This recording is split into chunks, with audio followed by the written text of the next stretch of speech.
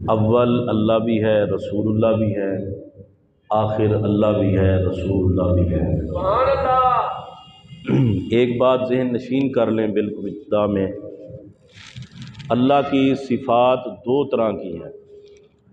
کتنی طرح کی؟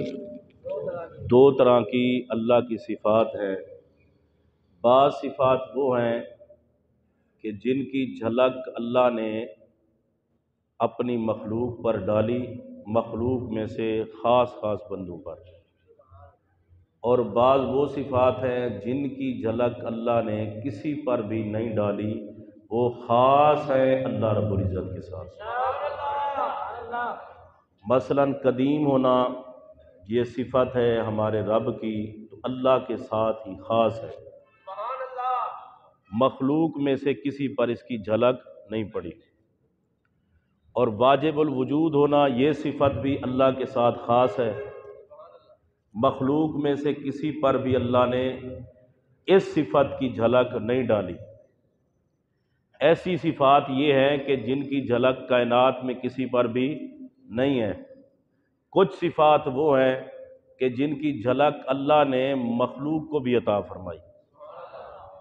مثلا یہ کلمہ کن ہے، حضرت غوث اعظم رضی اللہ تعالیٰ عنہ نے لکھا کہ اللہ رب العزت فرماتا ہے، اے لوگو میں تمہارا رب ہوں، میں تمہارا مالک ہوں، میں تمہارا خالق ہوں۔ اللہ فرماتا ہے کہ میں جس کو چاہوں جیسے چاہوں بنا دوں، اور دیر بھی نہیں کرتا، میں کن کہتا ہوں فیکون ہو جاتا ہے۔ جس چیز کو اللہ نے بنانے کا ارادہ کیا تو کن فرمایا، فیکون وہ ہو گیا تھا۔ حضور غوث پاک فرماتے ہیں، اللہ فرماتا ہے کہ میں جس چیز کو بنانے کا ارادہ کرتا ہوں بس کن کہتا ہوں وہ ہو جاتا ہے، لیکن مخلوق میں سے جس پر میں مہربانی فرماتا ہوں، جس پر کرم نوازی فرماتا ہوں، اسے بھی کلمہ کن عطا فرماتا ہوں، وہ بھی جس کی طرف کن کہہ دیں بس وہ ہو جاتا ہے۔ مثلا حدیث پاک میں آتا ہے، حضرت عمار ابن یاسر رضی اللہ تعالیٰ عنہ، مشرکین نے آپ کو آگ میں ڈالا، آگ میں ڈالا مشرکین نے۔ میرے پاک نبی کا گزر ہوا، سرکار نے رکھا ہاتھ سر پہ، جس کے سر پہ نبی کا ہاتھ آ جائے کائنات کی کوئی آگ جلا نہیں سکتی۔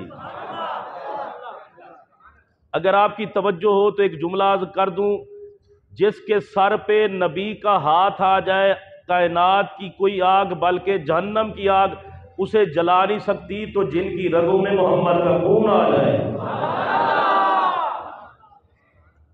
یہ ساری باتیں نسبت کی ہیں۔ تو حضرت عمار ابن یاسر رضی اللہ تعالیٰ عنہ کو مشرکین نے آگ میں ڈالا، آقا کا گزر ہوا، ہاتھ رکھا، فرمایا یا نار کونی بردا و سلاما علی عمار ابن یسار۔ جس طرح جناب ابراہیم خلیل اللہ پر تو ٹھنڈی ہوئی تھی، سلامتی والی ہوئی تھی، گلزار ہوئی تھی، ویسے حضرت عمار پر ہو جا۔ تو آگ ہو گئی ٹھنڈی۔ میرے نبی کو اللہ نے لفظ کن کا اختیار عطا فرمایا ہے۔ میرے آقا خطبہ ارشاد فرما رہے تھے، ایک بندہ نا پیچھے سے بیٹھ کے نقلیں اتار رہا تھا۔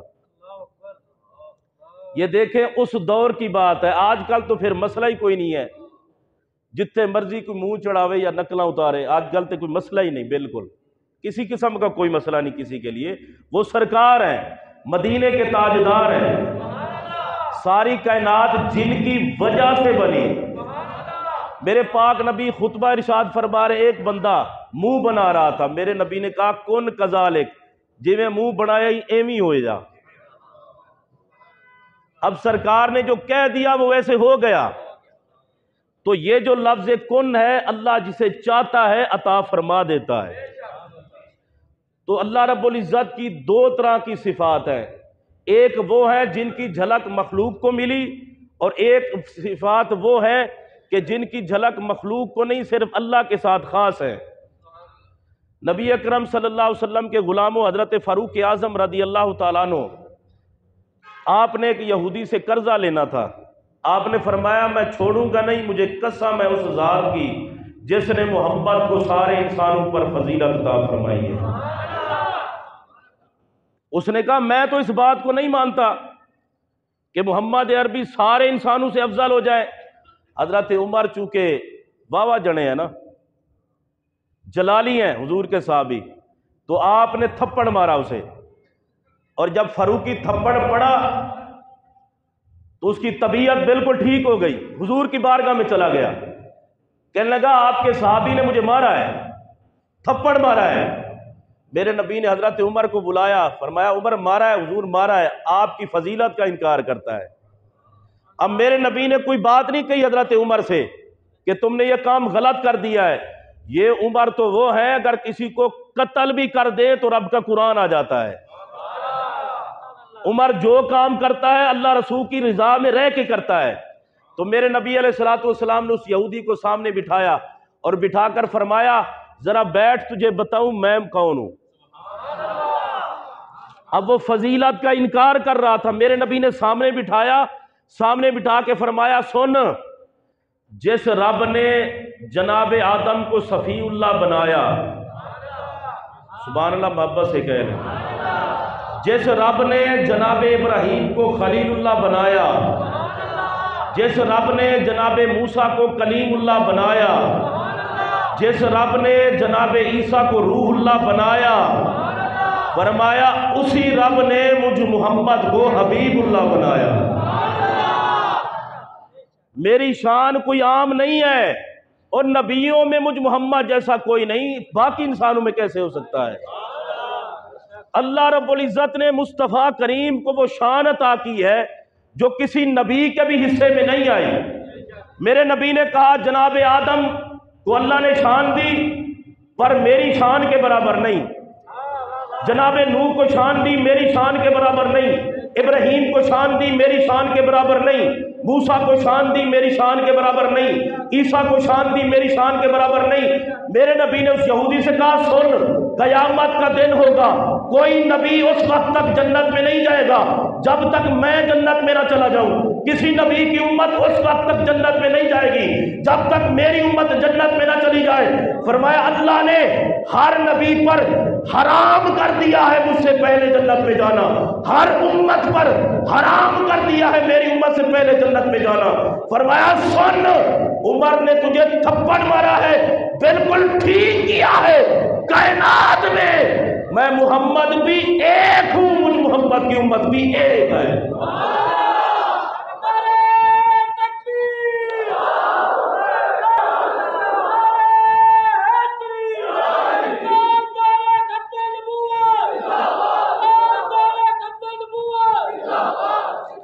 میرے نبی جیسا رب نے کوئی نبی نہیں بنایا، محبت سے کہہ لیں سبحان اللہ۔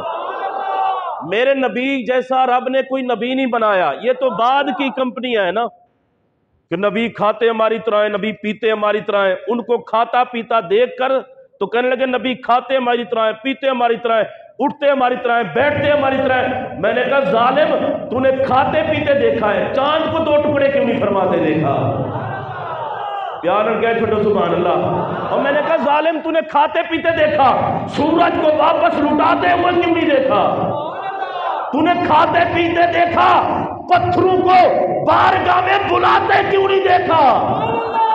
تو نے کھاتے پیتے دیکھا، میرے نبی لعاب شریف ڈالے تو صحابہ کھا کھا کے سیر ہو جائے، نہ سالن ختم ہونے کا نام لے نہ آٹا ختم ہونے کا نام لے۔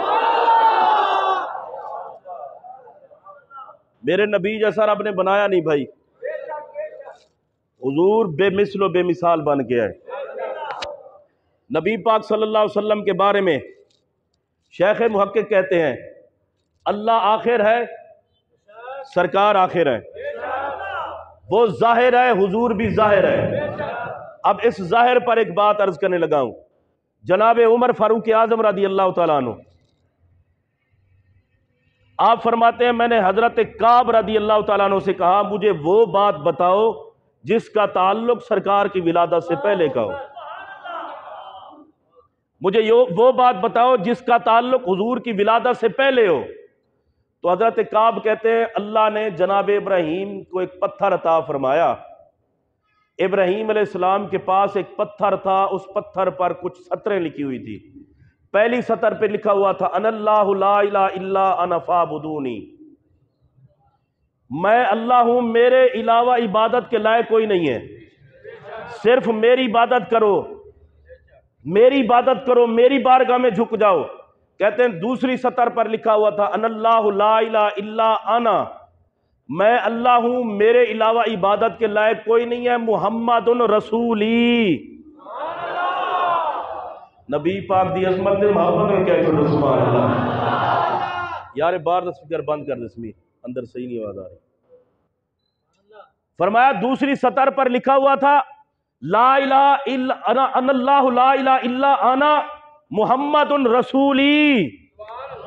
اور اگلی بات جو ہے بڑی خوشخبری ہے ہم سب کے لیے، محمد رسولی طوبی لمن آمن بہ.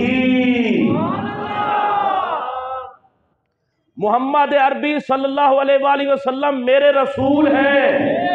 یہ جناب ابراہیم کے پاس پتھر پر لکھا ہوا تھا کہ مصطفیٰ کریم اللہ کے رسول ہیں. اور ہمارے لیے خوشخبری کیا، طوبی لمن آمن بہ، خوشخبری سنا دو اس بندے کو جو محمد پہ ایمان لایا. خوشخبری ہے اس بندے کے لیے جو مصطفیٰ کریم پر ایمان لایا. وَأَتْبَعَهُ، فرمایا ایمان بھی لایا، محمد کی اتباع بھی کرتا رہا. حضرت کعب رضی اللہ تعالیٰ عنہ کہتے ہیں اس پتھر پر یہ لائن بھی لکھی ہوئی تھی رسول اللہ کو مانو. حضرت عیسیٰ علیہ السلام نے اپنی قوم سے کہا تھا مبشرا برسول یاتی من بعد اسمہ احمد، مجھے بتائیں نبی تو یہ کہتے رہے ہمارے بعد محمد عربی نے آنا ہے، ہمارے بعد مصطفیٰ کریم نے آنا ہے، اور اگر حضور کے آنے کے بعد اگر اب بھی کوئی اپنے دین پر ڈٹا رہے تو پھر اس کی مرضی ہے. یہ بات لکھ لیں، نبی کے بعد نہ نیا نبی آنا ہے اور نبی پاک کے دین کے بعد نہ کوئی دین آنا ہے. اب جو اس دین کی اتباع کرے گا، حضور کا کلمہ پڑھے گا، اسی کے لیے بقا ہے، وہی بچے گا، باقی کسی کے لیے کوئی بچت نہیں. جو میرے نبی کا کلمہ پڑھے گا، اتباع کرے گا، حضور کی غلامی اختیار کرے گا، وہی بچے گا. اگر میرے نبی کے آنے کے بعد اگر کوئی بندہ یہ کہے کہ میں تو رات پڑھتا ہوں اور میں اسی پہ ہی رہوں گا، میں نے یہ کلمہ نہیں پڑھنا، تو اس کی اپنی مرضی ہے، لیکن وہ غلط ہے. اگر میرے نبی کے آنے کے بعد کوئی کہے میں انجیل پڑھتا ہوں اور انجیل پڑھتے پڑھتے دنیا سے جاؤں گا، کلمہ نہیں پڑھوں گا محمد عربی کا، تو وہ غلط ہے. اگر کوئی کہے میں زبور پڑھتا ہوں، اگرچہ کتاب ہے اللہ کی، لیکن اللہ نے کہا ہے میرے محمد کے آنے کے بعد نہ کوئی نبی آئے گا، قرآن کے آنے کے بعد نہ کوئی کتاب آئے گی. اب مصطفیٰ کے آنے کے بعد اگر کوئی چاہتا ہے دنیا و آخرت سنور جائے، محمد کا کلمہ پڑھے، قرآن مجید پڑھ کے عمل کرے، اس کی قبر بھی اچھی ہوگی، اس کا حشر بھی اچھا ہوگا. حضور کے بانے آنے کے بعد اب کوئی دوسری بات بالکل نہیں ہے. نبی علیہ السلام کے ایک صحابی ہیں جن کا نام ہے حضرت سفینہ رضی اللہ تعالیٰ عنہ. میرے آقا ظاہر ہیں، اس پر میں بات عرض کرنے لگا ہوں. جن کا نام حضرت سفینہ ہے، حضور نے خط دیا، فرمایا اسے لے جاؤ یمن کی طرف، حضرت معاذ بن جبل کی طرف، وہ رہتے تھے یمن میں.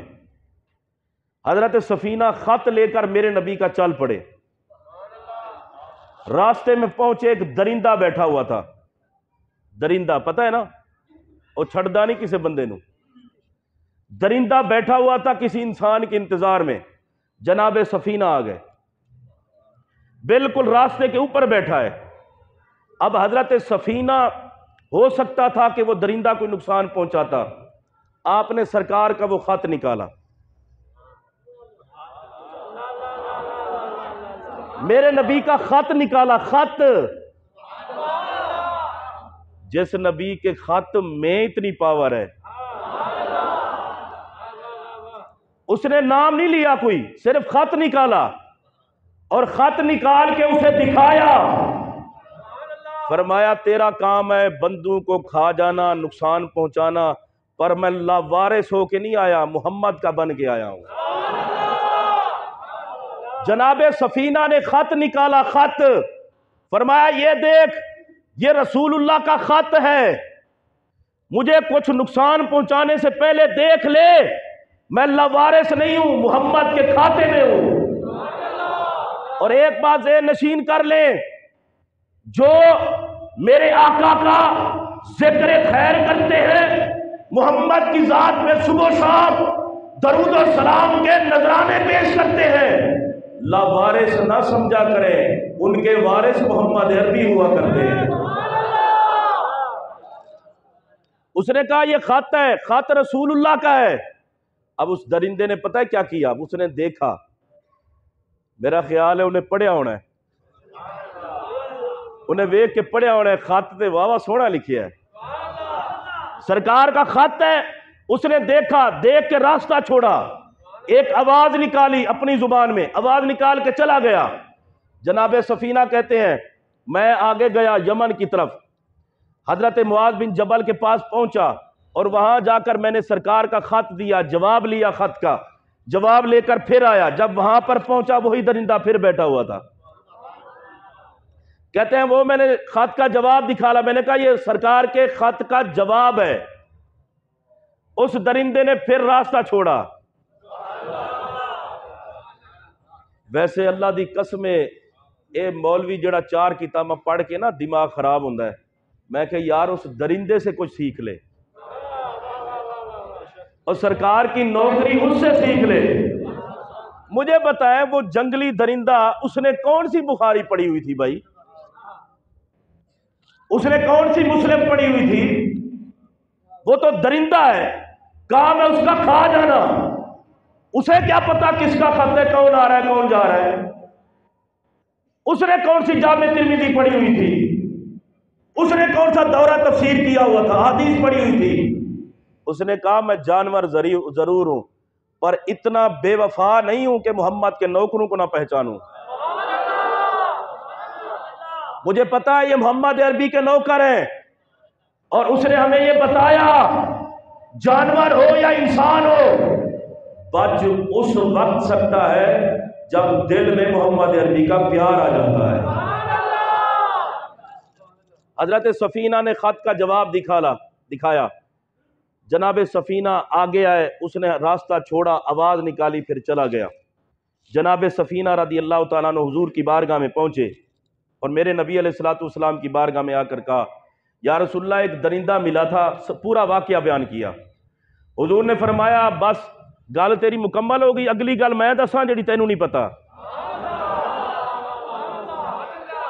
اگلی بات میں بتاؤں جو آپ کو نہیں پتا۔ عرض کی آقا آپ بتا دیں۔ میرے نبی علیہ الصلوۃ والسلام نے فرمایا وہ درندہ جب جانے لگا تو اس نے کیا کیا تھا؟ حضور ایک آواز نکالی تھی، سرکار نے فرمایا اس کی آواز جو تھی وہ میں بتاتا ہوں۔ نہیں سمجھے آپ؟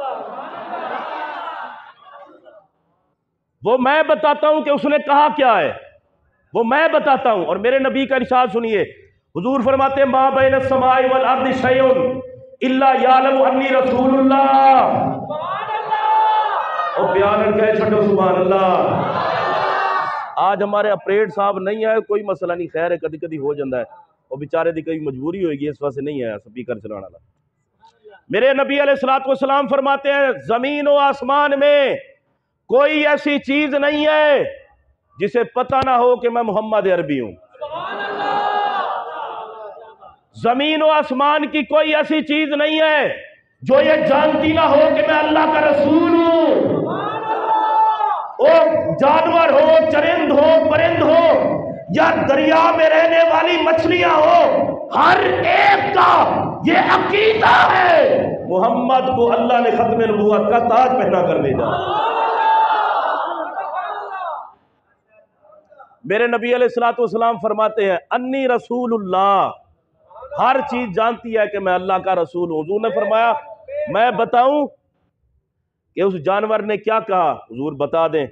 فرمایا سفینہ جب تم جا رہے تھے اس نے راستہ چھوڑ کے آواز نکالی، اس نے کہا اس نے اپنی زبان میں کہا اے سفینہ میرے محمد کا کیا حال ہے؟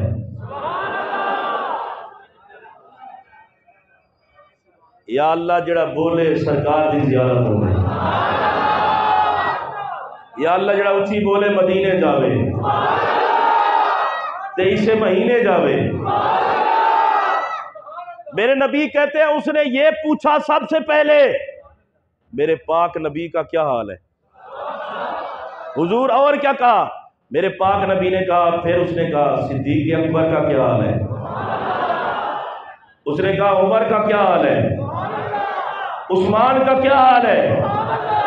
مولا علی کا کیا حال ہے؟ میں یہاں سے جو بات سمجھاؤں وہ عرض کرنے لگا ہوں، اس درندے کو بھی پتا ہے جب حال پوچھنا ہو مصطفیٰ کا تو یاروں کا بھی پوچھا کرو، جب حال پوچھنا ہو مصطفیٰ کا ان کا بھی پوچھا کرو جو گنبد خضرا میں 14 صدیاں گزرنے کے بعد آج بھی محمد کے ساتھ لیٹے ہوئے ہیں۔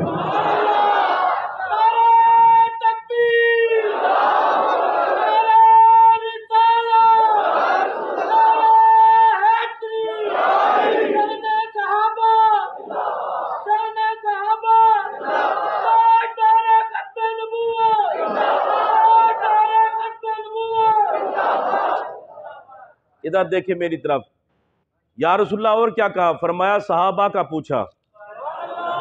حضور جب میں واپس آیا پھر اس نے کیا کہا؟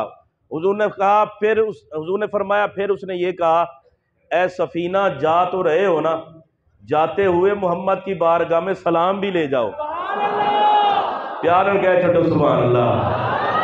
اگر کوئی مدینے جائے، آج ہمارے قریبی نمازی ہیں، دوست ہیں، وہ گئے ہیں، میرا خیال ہے پہنچ گئے ہوں گے انشاءاللہ، امید ہے کہ جدے پہنچ گئے ہوں گے خیریت سے، تو وہ چلے گئے ہیں۔ جب کوئی بندہ جاتا ہے مدینے، پیچھے رہنے والا کہتا ہے ہمارا سلام دینا۔ حضور کی بارگاہ میں جب جاؤ تو سلام پیش کرنا، جناب ابو بکر کی بارگاہ میں سلام پیش کرنا، عمر کی بارگاہ میں سلام پیش کرنا، اور جنت البقیع میں زہرا پاک کی بارگاہ میں سلام پیش کرنا۔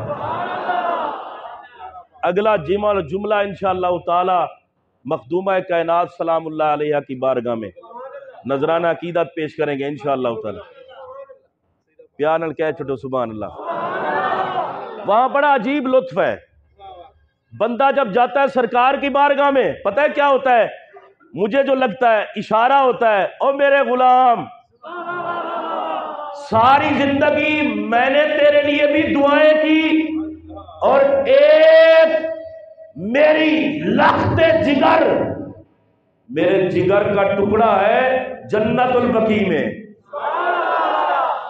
بندہ گنبد خضرا میں سلام کرتا ہے، باب السلام سے جب داخل ہو تو اشارہ یہ ہوتا ہے سرکار کی بارگاہ سے، او میرے غلام مجھے سلام کیا ہے تو جس میری شہزادی نے ساری زندگی تمہارے لیے بخشش کی دعائیں کی، جنت البقیع میں چلا جا، میری لخت جگر کی بارگاہ میں جا کے کہہ دے اے زہرا 14 صدیاں گزر گئی ہیں، آج بھی میں تیرا بھی نوکر ہوں، تیرے بابا کا بھی نوکر ہوں۔ میرے نبی کا نوکر زہرا کو بھی نہیں بلا سکتا، پیار سے کہہ لے سبحان اللہ۔ میرے نبی نے فرمایا تھا زہرا میری جان ہے، زہرا میرا دل ہے، زہرا میری روح ہے۔ اگر کوئی چاہتا ہے محمد عربی کے دل کو سکون پہنچے تو زہرا کو سلام کرے، اگر کوئی بات چاہتا ہے مصطفیٰ کی روح کو سکون پہنچے زہرا کو سلام کرے، اگر کوئی چاہتا ہے محمد کا سینہ ٹھنڈا ہو جائے زہرا کو سلام کرے۔ جو بندہ زہرا کو سلام کرتا ہے محمد عربی کے دل کو سکون آ جاتا ہے۔ بندہ ادھر سے جاتا ہے جنت البقیع میں، سیدہ کائنات کی بارگاہ میں انشاءاللہ اگلے جمعے پر عرض کریں گے، سلام کرتا ہے، صحابہ کی بارگاہ میں سلام کرتا ہے، ائمہ اہل بیت کی بارگاہ میں سلام کرتا ہے۔ تو میں عرض یہ کر رہا تھا، سرکار نے فرمایا جب تو واپس آیا درندے نے راستہ چھوڑا، راستہ چھوڑ کے آواز نکالی، کہا میرا سلام لے جاؤ محمد عربی کی بارگاہ میں۔ حضور پھر کیا کہا؟ اس نے کہا صدیق کو بھی سلام۔ سبحان اللہ، آپ کہتے جا محبت سے۔ اس درندے نے کہا مصطفیٰ کو سلام، جناب ابو بکر کو سلام، جناب عمر کو سلام، جناب عثمان کو سلام، مولا علی کو سلام، سلمان فارسی کو سلام، جناب بلال کو سلام۔ اس درندے نے میرے نبی کی بارگاہ میں سلام بھیج کے کائنات کو بتا دیا، اور پڑھائی کو نہ دیکھنا، ڈگریوں کو نہ دیکھنا، جو محمد پر سلام پڑھنے سے روکے وہ غدار ہوتا ہے، جو سلام پڑھنا سکھائے وہ محمد کا وفادار ہوتا ہے۔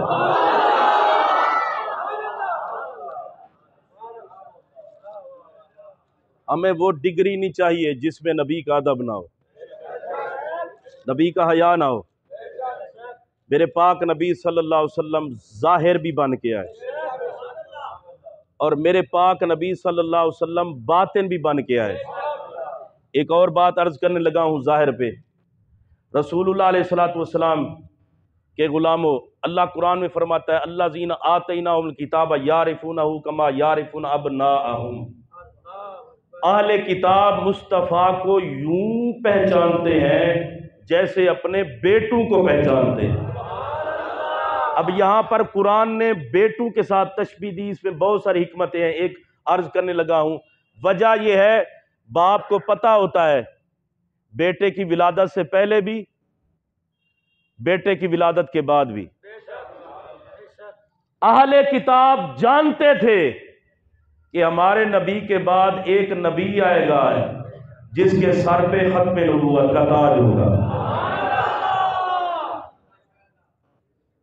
ایک یہودی تھا ملک شام، اس نے چھوڑا، مدینہ تو رسول آیا۔ اس وقت چونکہ مدینہ نہیں بنا تھا، یثرب تھا، اور یہ بڑا پابند تھا عبادت کا، نیک متقی تھا، آسمانی کتابوں کا عالم تھا۔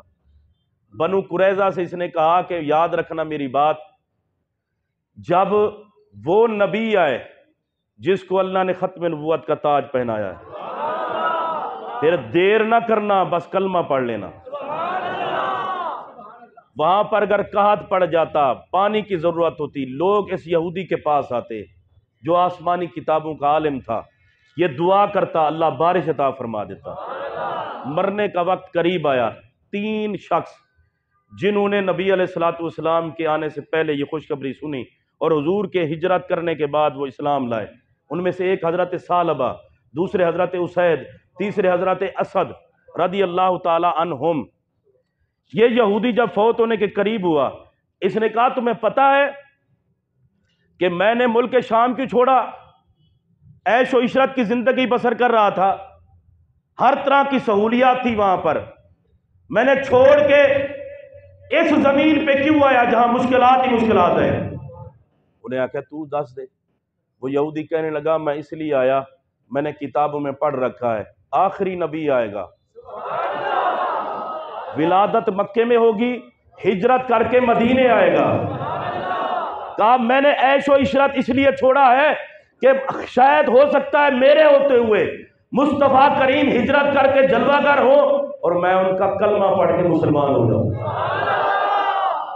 کہا اس بات کو ذہن نشین کر لو بنو قریظہ والے، پیچھے نہ رہنا، جب وہ آ جائیں تو جلدی کلمہ پڑھ لینا۔ سرکار کی ولادت ہوئی، یہودی کا وصال ہو گیا، سرکار کی ولادت ہوئی، ہجرت کر کے مدینے آئے، تو وہ 3 بندے جو ساتھ تھے بنو قریظہ کے، انہوں نے حضرت ثعلبہ، اسید اور اسد، انہوں نے وہ بات ان کے ذہن میں تھی، یاد تھی، سرکار جب جلوہ گر ہے وہ ساری نشانیاں حضور میں پائی گئی، انہوں نے میرے نبی علیہ السلام کے قدموں میں گر کے حضور کا کلمہ پڑھ لیا۔ تو میرے پاک نبی صلی اللہ علیہ وسلم کو اللہ نے یہ شان، عزت، عظمت عطا فرمائی ہے۔ آخری بات عرض کرنے لگا ہوں، میرے نبی علیہ السلام باطن ہے، باطن کا مطلب میں نے بتایا تھا، سرکار نے خود اس کی تفسیر فرمائی۔ حضور فرماتے ہیں فلیس دونک شیء، باطن اسے کہتے ہیں جس کے بعد مخفی کوئی شے ہی نہ ہو، اس سے زیادہ کوئی مخفی چیز نہ ہو۔ اللہ باطن ہے تو اتنا باطن ہے کہ اس کے بعد کوئی مخفی کوئی نہیں۔ اور حضور باطن ہے، خود بخود باطن نہیں، اس کی عطا سے باطن ہے۔ فرمایا کہ آقا علیہ الصلوۃ والسلام باطن ہے۔ آخری بات علامہ نبھانی رحمۃ اللہ تعالی علیہ نے، صاحب جواہر البہار، انہوں نے یہ بات لکھی ہے، عرض کرنے لگا ہوں۔ وہ کہتے ہیں حضور کس طرح باطن ہے، شان کتنی وراء الورا ہے، کوئی جانتا ہی نہیں ہے حضور کی شان کو، یہ تو پردوں میں چھپا کر بھیجا تاکہ کوئی غلام دیکھ سکے نا۔ علامہ نبھانی کہتے ہیں لوگوں سنو، زمین سے آسمان تک 500 سال کی مسافت ہے۔ کتنی ہے جی؟ 500 سال کی مسافت۔ پھر پہلے آسمان سے دوسرے آسمان تک 500 سال کی مسافت، دوسرے سے تیسرے تک 500 سال کی مسافت، یوں ہی آپ گنتی کرتے چلے جائیں، 7 آسمان ایسے ہی ہیں۔ کہتے ہیں 7 آسمانوں سے اوپر ہے جنت، اور جنت کے ہیں 100 درجے۔ یا اللہ جڑا بولے انہوں لبے جنت۔ ہون تسی بڑی سبحان اللہ آکھنی ہے۔ جنت میں 100 درجے ہیں، 100 درجوں میں سے ایک درجے سے دوسرے درجے تک 500 سال کی مسافت ہے۔ اور پھر آگے چلے جائیں، اوپر آتا ہے سدرۃ المنتہا۔ سدرۃ المنتہا سے پھر اوپر کئی پردے ہیں، 70,000 پردے ہیں، ہر پردے سے دوسرے پردے تک 500 سال کی مسافت۔ علامہ نبھانی کہتے ہیں پھر ان پردوں کے بعد پھر آ جاتا ہے اللہ کا عرش۔ عرش کے بعد پھر آتے ہیں 70 پردے، اور 70 پردوں کے درمیان ہر پردے سے دوسرے پردے تک 70,000 سال کی مسافت ہے۔ کہتے ہیں اس سے آگے ایک اور مقام آتا ہے جس کی مسافت اللہ کے علاوہ کوئی نہیں جانتا۔ اے ہن میرے نبی دی شان سنو تے دل ٹھنڈا کر کے تسی ٹھنڈے ہو کے سبحان اللہ آکھنی ہے۔ اتنا اونچائی، آسمان بھی نیچے، سدرہ بھی نیچے، جنت بھی نیچے، درجات نیچے، عرش نیچے، اوپر جو مقام ہے وہ بھی نیچے۔ فرماتے ہیں پھر اس کے بعد جہاں سے وہ شروع ہوتی ہے جگہ، اس مقام سے محمد عربی کے نوری جلووں کی ابتدا ہوتی ہے۔ علامہ نبھانی نے لکھا ہے، آپ فرماتے ہیں یوں ہے ہمارے آقا کی شان مخفی۔ رمضان المبارک کا مہینہ قریب ہے، اگلا انشاءاللہ تعالی جمعۃ المبارک رمضان المبارک میں آئے گا۔ آپ اپنی تیاری کر لیں، ہر سال کی طرح اپنے آپ کو تیار کریں۔ یہ مہینہ پھر ایک مرتبہ ہمیں نصیب ہو رہا ہے۔ اللہ کی بارگاہ میں دعا ہے خالق کائنات